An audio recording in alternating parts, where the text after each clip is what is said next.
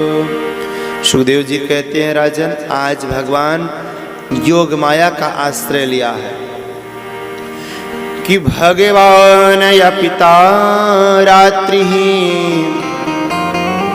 शरदोत full मल्लिका विचरन्तु मनश्चक्रेण योग मायामुपाश्रितः।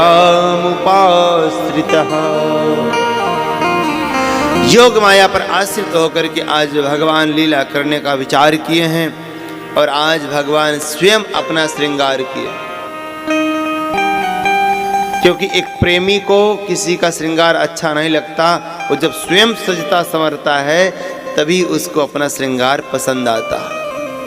अब तक मैया श्रृंगार करती थी, लेकिन आज मैया नहीं, स्वयं अपना श्रृंगार किया।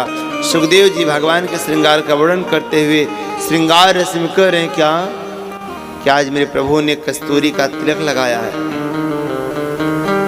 वक्षस्थलों पे कौस्तुभ मणि धारण किया है, कानों में सुंदर कुंडल पहने हैं, सुंदर चूड़ा मणि को पहना है, और आज भगवान ने स्वयं सुंदर करधनी को धारण किया है, पीत वस्त्र धारण किए हैं, अपने केसों को संवारा है, बैजंती माला को धारण किया है। बड़े भाव के साथ वर्णन करते हुए सुखदेव जी महाराज कहते हैं कि कस्तूरी तिलकम ललाट पटले वक्षस्थले कौस्तुभम नासाग्रे वर मुक्त कंकर तले वेणु करे कंकड़म सर्वांगे हरिचंदनम सुललितम। सर्वांग में चंदन का लेप किया है, भगवान सुगंधित हो रहे हैं कि सर्वांगे हरिचंदनम सुललितम कंठे च मुक्तावलिम गोपस्त्री परविष्टतो विजयते गोपाल चूड़ामणिम।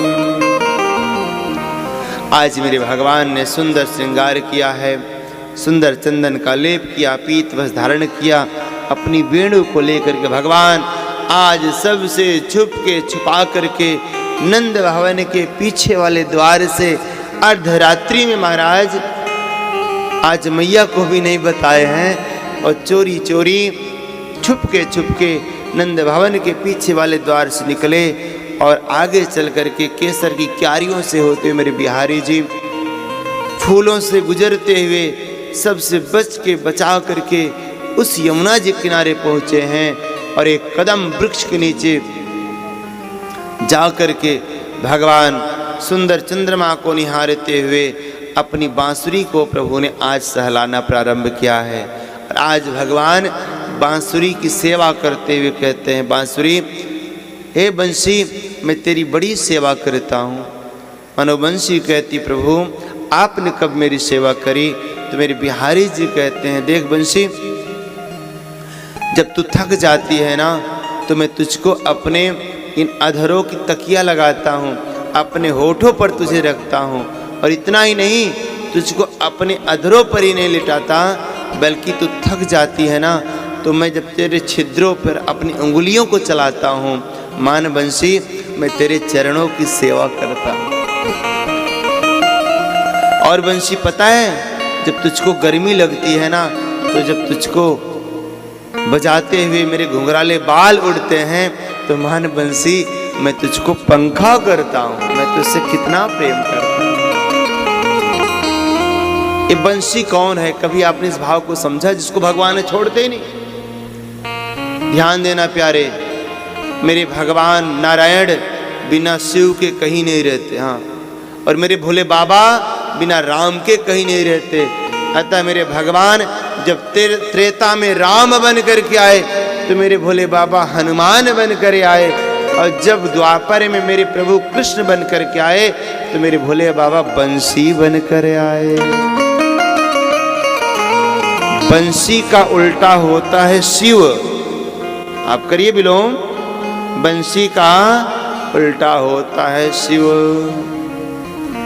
आज भगवान ने बड़ाई करके एकदम बंसी को गदगद कर दिया है, छाती फूल गई है। क्या आदेश है प्रभु? भगवान ने कहा, बंसी यही आदेश है कि आज ऐसी तान छेड़ दे, ऐसी तान छेड़ दे, ये सारी गोपियां खिंची हुई बंधी हुई इस यमुना जी किनारे चली आए।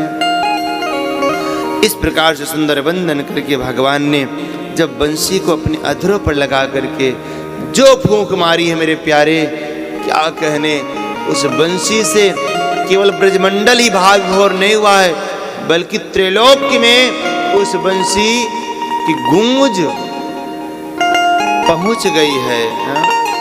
हमारे ब्रज के रसिक बड़ा सुंदर भाव गाते हुए कहते हैं कि गजब की बांसुरी बजती है वृंदावन बसैया की,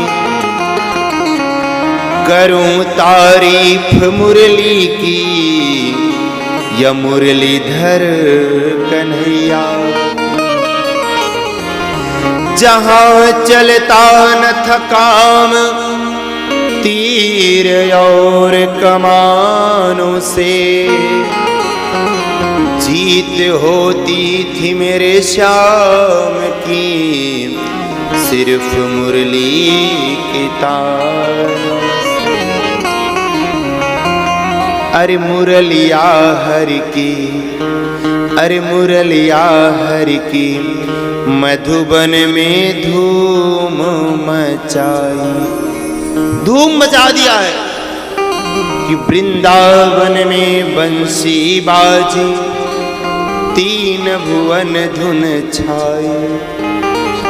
ले बीड़ा नारद जी दौड़े, शिव समाधि बिसराई रे। अरे मुरलिया हरि की, मधुबन में धूम मचाई।